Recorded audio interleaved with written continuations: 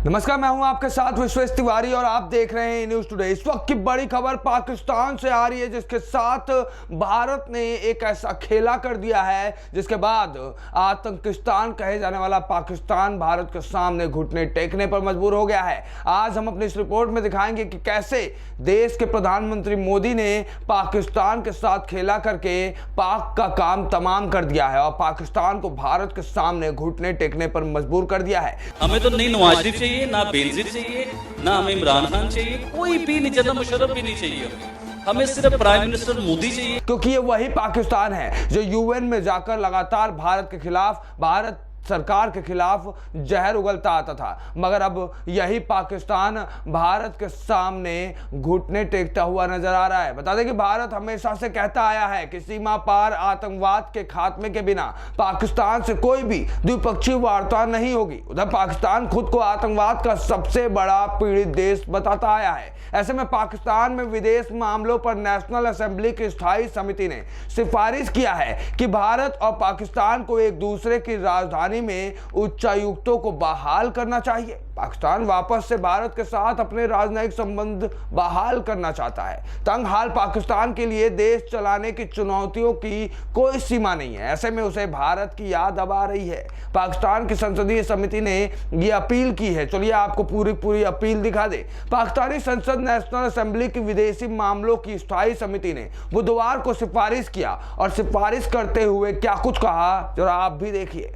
उन्होंने कहा कि पाकिस्तान और भारत दोनों एक दूसरे की राजधानी में उच्चायुक्तों को बहाल करना चाहिए। नेशनल असेंबली सचिवालय के अधिकारी के बयान के अनुसार मोहसिन डावर की अध्यक्षता में समिति को विदेश मंत्री की हाल की भारत यात्रा के बारे में जानकारी दी गई। इस दौरान पाकिस्तान सरकार ने बताया कि एससीओ के विदेश मंत्रियों की परिषद में पाकिस्तानी विदेश मंत्री की भागीदारी से एससीओ की प्रासंगिकता का फिर से पुष्टि हुआ है। पाकिस्तान ने बताया कि वह एससीओ के जरिए क्षेत्रीय शांति, सुरक्षा, आर्थिक समृद्धि और कनेक्टिविटी को महत्व देता आया है। ऐसे में पाकिस्तान सरकार ने संसद की विदेश समिति को बताया है कि एससीओ के सदस्य देश द्विपक्षीय संबंधों को एससीओ के मंच पर नहीं लाते हैं। इसके बावजूद पाकिस्तानी विदेश मंत्री ने एससीओ के मंच से आतंकवाद का रोना रोया था। इतना ही नहीं, उन्होंने कश्मीर पर भी अंतर्राष्ट्रीय कानून और सुरक्षा परिषद के प्रस्तावों का जिक्र किया। बिलावल ने कहा था कि आतंकवाद के मुद्दे पर दोनों देशों को मिलकर बातचीत करनी चाहिए।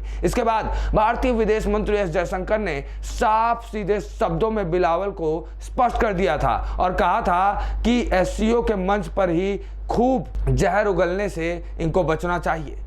खुद जयशंकर ने यह बात कही थी कि पाकिस्तान को आतंक की इंडस्ट्री का प्रवक्ता कहा जाता है और उसे बढ़ावा देने वाला भी बताया जाता है और पाकिस्तान से बातचीत जैसी कोई भी स्थिति नहीं बन रही है। और जब तक पाकिस्तान अपने यहाँ आतंकवाद को कम नहीं करेगा तब तक कहीं ना कहीं भारत पाकिस्तान से द्विपक्षीय वार्तालाप से बचता रहेगा। ऐसे में भारत और पाकिस्तान के बीच सबसे ताजा कूटनीतिक मुलाकात मई की शुरुआत में गोवा में आयोजित एससीओ की बैठक के दौरान हुई थी। एससीओ की बैठक में हिस्सा लेने के लिए पाकिस्तानी विदेश मंत्री बिलावल भुट्टो जरदारी भारत आए थे। 2016 के बाद ऐसा ये पहला मौका था जब पाकिस्तान की तरफ से कोई मंत्री भारत आया था। इस दौरान दोनों पक्षों के बीच तीखी बहस भी हुई थी। उधर भारत सरकार भी आतंकवाद पर रोक के बिना वार्ता करने को बिल्कुल तैयार नहीं है। ऐसे में कई विशेषज्ञों की यह राय है कि भारत और पाकिस्तान में फिलहाल सामान्य राजनयिक संबंध बहाल बिल्कुल नहीं हो सकता है, क्योंकि जिस तरीके से पाकिस्तान अपनी दोगली और दोहरी रणनीति को सामने लाकर रखता है, जिस तरीके से पाकिस्तान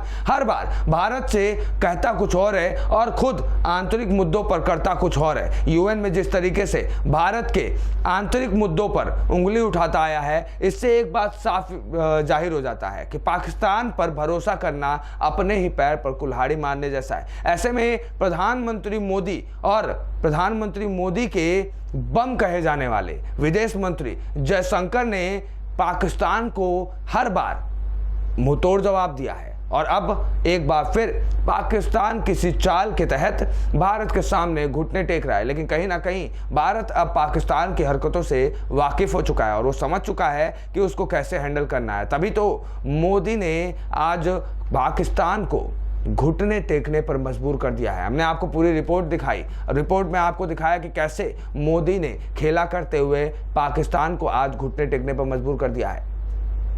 न्यूज टुडे से विश्वेश तिवारी की रिपोर्ट।